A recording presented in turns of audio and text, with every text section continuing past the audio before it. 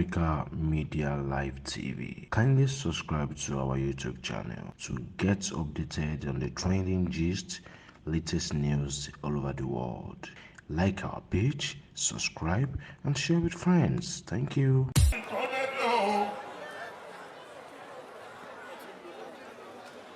Ìbà mi dọ́wọ́ bàbá mi olórí ayé. Ẹ̀dá pèsè kábíyèsí fún olórí ayé kí n gbọ́ o. Ó dé ní. Ó dé jì.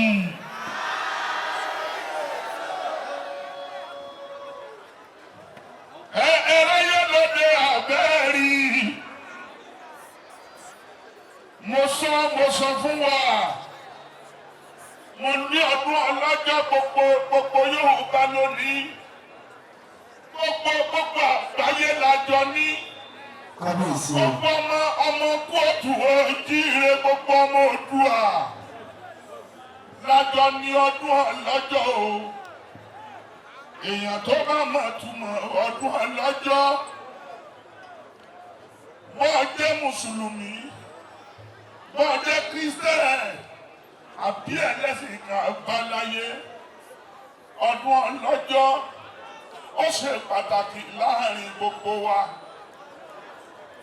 Ẹ mọ̀ tí ń pè ní ọdún ọlọ́jọ́. Ọlọ́jọ́ òní ọba tó lò ní ọba òun ló lọ́la.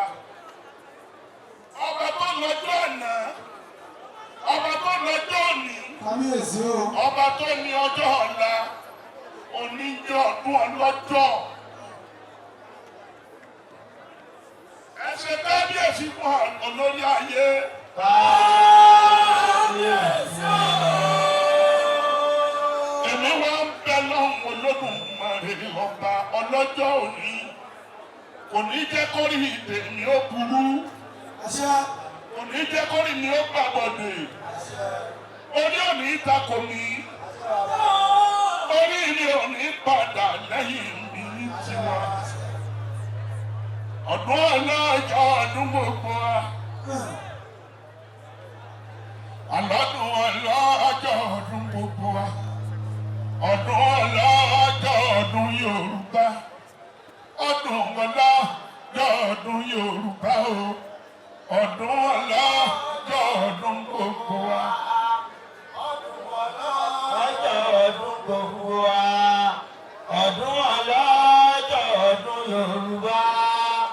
Ọdún ọlọ́jọ́ ọdún Yorùbá o. Ọdún ọlọ́jọ́ ọdún gbogbo wa.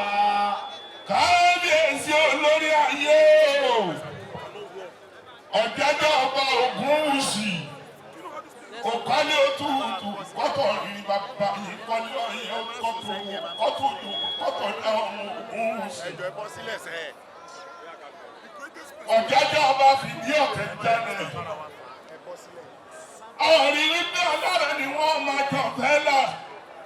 Báàmí lọ́lẹ̀ jọ bí ọmọ pẹ́kítà sọ́ọ̀sì. Yeyeyeyeyeyeyeyeyeye pé ọmọ kótó ni wọ́n bá yọ ọmọ kótó. Ìwọ lọ́mọ ọ̀gbàrá sójú ọ̀nà kótó ń kórì. Ọ̀gbàrá gbójú ọ̀nà jẹ́. Ládéjọ bí èrò àrán. Ẹ̀rọ́jú ẹ̀tọ́ náà bàbá ẹ̀yìn ṣe ládéjọ bí ọmọ pẹ́kítà sọ́ọ̀sì. Àrán kúdù ọ̀sì. Ọmọ afẹ́lẹ́lẹ́ ọmọ owó kan sórí ìgbèrí ọ̀lẹ ni ọ̀lẹ ò lè pàjùbàdé bẹ̀.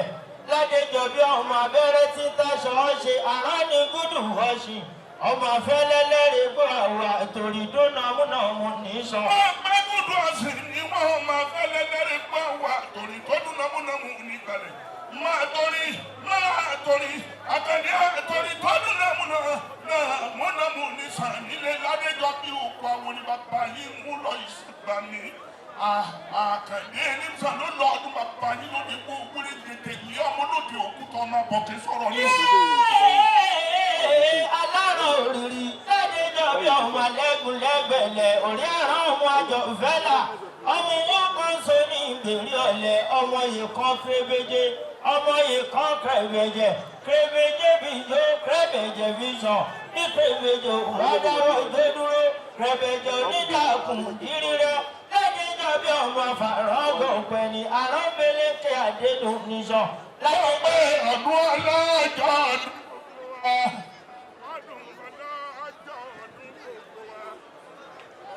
Ọlọ́jọ́ ọdún Yorùbá o, ọdún ọlọ́jọ́ ọdún gbogbo wa.